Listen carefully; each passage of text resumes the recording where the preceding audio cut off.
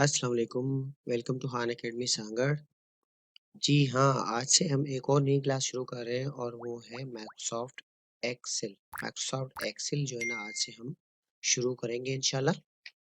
Microsoft Excel क्या है और किस स्प्रेडशीट का कब किस तरह से क्रिएट हुआ तो इसका थोड़ा सा मैं आपको इंट्रो करा देता हूँ।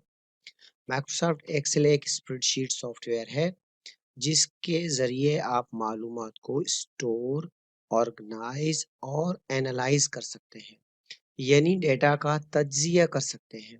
स्प्रेडशीट को सीखने से पहले या उसमें काम शुरू करने से पहले आपको ये जानना ज़रूरी है कि स्प्रेडशीट का मतलब क्या है और इससे क्या काम किया जा सकता है या इसमें कौन-कौन से काम कर सकते हैं। आपको ये बात जानकर हैरत होगी कि स्प्रेडशीट कंप्यूटर टेक्नोलॉजी का हिस्सा ही नहीं है, बल्कि इसकी ज़रूरत उस वक़्त शुरू हो गई थी जब लोगों ने हिसाब-किताब शुरू किया था। ये अलग बात है कि स्प्रेडशीट की ज़रूरतों को कंप्यूटर सॉफ्टवेयर ने ज़्यादा बेहतर तरीके से पूरा किया। स्प्रेडशीट में स्प्रेड का लफ्ज़ न्यूज़पेपर से रिलेटेड है, जो कि 2 पेजेज़ को मिलाकर इस तरह से स्प्रेड करता है कि वो एक पेज नज़र आता है।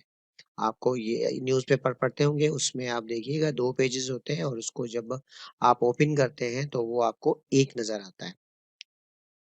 स्प्रेडशीट का पूरा वर्ड यानी पूरे वर्ड का मतलब है कि अकाउंटिंग में इस्तेमाल होने वाले बुक कीपिंग यानी लेजर को प्रेज़ेंट करने का जो फॉर्मेट है, यानी लेजर जो इस तरह के पेपर शीट होते हैं, जो आम पेपर साइज़ से डबल होते हैं। इस पर कैलकुलेशंस जो है ना मैन्युअली की जाती हैं, जो कि काफ़ी मुश्किल और वक़्त तलब है। इस तरह की मुश्किलात को कंप्यूटर ने आसान बनाए हैं, बल्कि बहुत ही आसान बनाए हैं और ऐसे कंप्यूटर सॉफ्टवेयर मौजूद हैं जो स्प्रेडशीट के डिफरेंट काम्स को सॉल्व करने में मदद करते हैं। स्प्रेडशीट सॉफ्टवेयर का ताल्लुक एप्लीकेशन सॉफ्टवेयर की कैटेगरी से है। स्प्रेडशीट सॉफ्टवेयर में काम करने का मतलब न्यूमेरिकल डेटा को कैलकुलेट करना और इस पर डिफरेंट फॉर्मेट्स या फॉर्मूलाज अप्लाई करना। ये सब फीचर्स एक स्प्रेडशीट की बुनियादी फीचर्स हैं। इनके अलावा भी बहुत ज़्यादा फीचर्स हैं जो कि इस वक़्त अगर डिस्कस करेंगे तो बहुत ही ज़्यादा लंबी क्लास हो जाएगी। तो आइए जानते हैं कि स्प्रेडशीट सॉफ्टवेयर डेवलप कब और कैसे बने। Professor Richard message electronic spreadsheet का आइडिया 1961 में दिया था और डैन ब्रेक ने 1978 में एक इंटरैक्टिव विजिबल कैलकुलेटर का प्रोग्राम डिजाइन किया जिसका नाम था विजीकैल्क यानी VSICALC रखा गया। इस सॉफ्टवेयर में सिर्फ 4 कॉलम्स और 20 रो होते थे, जो आज के जो एक्सेल शीट है उससे बिल्कुल ही यानी कि बिल्कुल स्मॉल कैपेसिटी के हैं। इसमें जो यूजर से डेटा लिया जाता था उसको वो मैनिपुलेट यानी प्रोसेस करता था। वक्त के साथ साथ इसमें बहुत सारी इम्प्रूवमेंट आती गई और इस स्प्रेडशीट के बहुत सारे डिजाइन बने। अब अभी मार्केट में बहुत सारे जो है ना स्प्रेडशीट सॉफ्टवेयर अवेलेबल हैं, जिनमें से चंद एक के नाम मैं आपको बता देता हूँ। मिसाल के तौर पर लोटस 123, मल्टीप्लान, क्वार्टर प्रो और MS एक्सेल शामिल है। सबसे ज़्यादा यूज़ होने वाला सॉफ्टवेयर MS एक्सेल है, जो कि आज से हम स्टार्ट कर रहे हैं। आप लोगों ने एक्सेल को तकरीबन तमाम ऑफिसेज़ में देखा होगा, बल्कि अगर आप विंडो यूज़र हैं, यानी आपके पास विंडोज़ का सॉफ्टवेयर लगा हुआ है, जो कि तकरीबन हर घर के कंप्यूटर में लगा होता है, तो उसमें MS एक्सेल इंस्टॉल्ड होता है या हम खुद उसे इंस्टॉल करते हैं। स्प्रेडशीट की ज़रूरियत को पूरा करने के लिए MS एक्सेल एक बेहतरीन स्प्रेडशीट सॉफ्टवेयर है। MS एक्सेल एक कॉमन स्प्रेडशीट है जो कि माइक्रोसॉफ्ट कंपनी का है, क्योंकि हम विंडोज़ ज़्यादा यूज़ करते हैं, तो ये आपके पास हर कंप्यूटर में मिलेगा। सो मैं स्प्रेडशीट को ओपन करने के लिए आपको दिखाता हूँ किस तरीके से ओपन किया जाएगा। देखिएगा ये मेरे पास माइक्रोसॉफ्ट एक्सेल है, मैंने क्लिक किया इसको, इस तरह से ओपन हुआ। या आपको और तरीके हैं ओपन करने के, वो भी मैं बताता हूँ। यहाँ पर होम पे आप देखिएगा, यहाँ पर ब्लैंक शीट है, इसको डबल क्लिक कर लेंगे तो इस तरीके से आपके पास एक ग्रिडेड यानी ग्रिड्स मिलेंगे आपको, जिसमें आपको खाने मुख्तलिफ नजर आएंगे। ये इस वक्त ग्रिड व्यू में है, यानी ये खाने प्रिंटेबल नहीं है, इसके अंदर जो डेटा लिखेंगे वो प्रिंट होगा, बाकी प्रिंट नहीं होगा। अब इस तरह से जो यानी ये इस तरीके से जो मैं सिलेक्ट कर रहा हूँ, इनको रो कहते हैं। और इस तरीके से अगर आप सिलेक्ट करेंगे तो ये कॉलम कहलाते हैं। मतलब कॉलम्स को जो है ना ऊपर जो है ना हेडिंग्स दी हुई है, ए बी सी डी इस तरीके से, और रोज को 1 2 3 4 5 इस तरह से हेडिंग्स दी हुई है। और इसमें ये जो बॉक्स बना हुआ है यानी एक खाना बना हुआ है जो, इसको सेल कहा जाएगा। मैं आपको ये लिख भी देता हूँ, ये देखिएगा सेल कहा जाएगा। मैं इसको थोड़ा जूम कर रहा हूँ, ये देखिए सेल कहा जाएगा। और ये जो मैं इसको इधर उधर लेके जा रहा हूँ, ये ग्रीन सा है, इसको सेल पॉइंटर कहेंगे।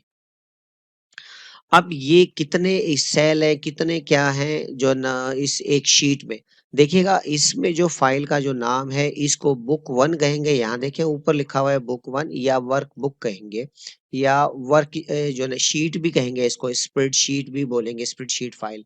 बट वर्क बुक के नाम से ज्यादातर ये जाना जाएगा, या बुक के नाम से जाना जाएगा। डिफॉल्ट नेम इसका बुक 1 2 3 इस तरह रखा जाता है। इसके अंदर शीट्स ओपन होती है, यहाँ देखिए नीचे ये शीट्स ओपन होती है इस तरीके के। अब इस तरह के कितने शीट्स जो है ना एक वर्कबुक में ओपन हो सकते हैं। यहाँ बाय डिफॉल्ट एक ओपन हुआ है, लेकिन यहाँ प्लस का निशान बना हुआ है, इसको हम जैसे ही क्लिक करेंगे तो आप देखिएगा टूल टिप के नीचे लिखा हुआ है न्यू शीट, एक और शीट आ जाएगी। दोबारा मैं क्लिक करूंगा, एक और शीट आ जाएगी। तो ऐसे आप बहुत सारे शीट ओपन कर सकते हैं। तो थोड़ी सी डिस्क्रिप्शन आपके लिए मैं लिख लेता हूँ कि एक शीट में आपके पास टोटल कॉलम कितने होते हैं। Total column in each sheet, आपके पास एक शीट में 16,384 कॉलम होंगे। और टोटल जो है ना रोज इन ईच शीट आपके पास होंगे 10,48,576। और इसी तरीके से अगर आप सेल्स की तादाद मालूम करना चाहते हैं, सेल्स इन ईच शीट, तो मैं आपको सिंपल सी कैलकुलेशन कर देता हूँ कि आप ये 16,384 को मल्टीप्लाई कर दें 10,48,576 से, तो आपके पास ये सेल आ जाएंगे, यानी 17 अरब 17 करोड़ 98 लाख 69,184। इस तरीके से ईच कॉलम की विड्थ जो है ना वो आप 255 करेक्टर्स तक लेकर जा सकते हैं। और इसी तरीके से आप जो है ना शीट्स जो है ना मैक्सिमम इन ईच वर्कबुक, ये आप 255 बना सकते हैं। यानी ये जो शीट्स है इस तरह के आप 255 शीट्स एक वर्कबुक में ओपन की जा सकती है। और ये जो आपके पास ऑप्शन है, ये सेल, एक कॉलम को जो है ना सेल कहा जाएगा। यूं समझे ये मैंने एक सेल बना दिया, ये देखिए इसको सेल कहेंगे। और ये जो आपके पास है ये सेल पॉइंटर है। इसमें जो ये छोटा सा ऑप्शन आपको यहाँ नजर आ रहा है, ये देखिए ये छोटा सा जो प्लस बन जाता है, छोटा हटा देता हूं तो ये बड़ा मेडिकल वाला प्लस बनता है। तो इस छोटे वाले प्लस को हम ड्रैग एंड ड्रॉप ऑप्शन कहेंगे। क्या कहेंगे? Drag and drop option. ठीक है, ये आपके पास ये छोटा सा बना हुआ है ड्रैग एंड ड्रॉप ऑप्शन, आपको नजर आ रहा होगा। इसके अलावा ये वाला एरिया, ये आपके पास शीट टैब एरिया कहलाता है। ये जो एरिया है जहां पर आपको ये डेटा नजर आ रहा है, ये देखिए अभी कैसे क्लिक करता हूँ डेटा नजर आता है यहाँ पर। इसको फॉर्मूला बार करेंगे, देखिए टूल टिप में आपको नजर भी आ रहा है। और जहां पर भी आप क्लिक करते हैं तो आपकी लोकेशन को आइडेंटिफाई करता है नेम बॉक्स। ये देखिए C2 जैसे बता रहा है, कॉलम नंबर C के रो नंबर 2 पे आप अवेलेबल है, तो C2 बता रहा है। अगर मैं यहाँ आ जाता हूँ तो ये आपको बता रहा है, देखिए कॉलम नंबर D के आप 9 नंबर रो पे अवेलेबल है। तो इस तरह से आप जो है ना अपने शीट में इधर-उधर जा सकते हैं और उसकी लोकेशन को भी ट्रेस कर सकते हैं। ज़ूमिंग ऑप्शंस अवेलेबल है, बाकी चीज़ें इंशाल्लाह नेक्स्ट क्लास में होंगी। आज तक के लिए इतना ही। अल्लाह हाफ़िज़।